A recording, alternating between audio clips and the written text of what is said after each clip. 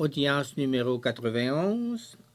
Analogie de la relation entre Christ-Église et époux-épouse.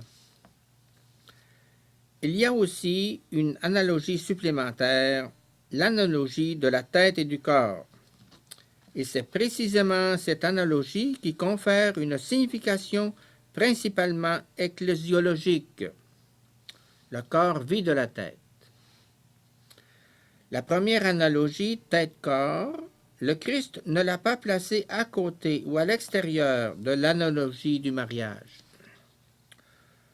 L'auteur a recours à une double analogie, tête-corps, mari-femme, afin d'établir avec clarté la nature de l'union entre le Christ et l'Église. La dimension ecclésiologique semble décisive et prévalente. Dans le cadre de tout le passage de l'Épître aux Éphésiens, 5, 22, 33, nous sommes en présence de deux sujets distincts qui, en vertu d'un certain rapport de réciprocité, deviennent en un sens un seul sujet.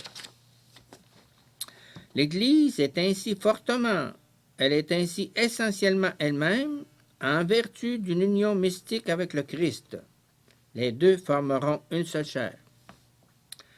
Dans cette partie du texte de l'Épître aux Éphésiens, la bisubjectivité prévaut clairement, tant dans le rapport Christ-Église que dans la relation mari-femme.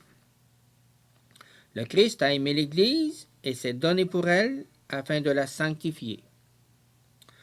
Le baptême est défini comme purification par le bain d'eau qu'une parole accompagne, Éphésiens 5, 26. L'Église prend aux yeux de l'auteur de l'Épître un caractère nuptial.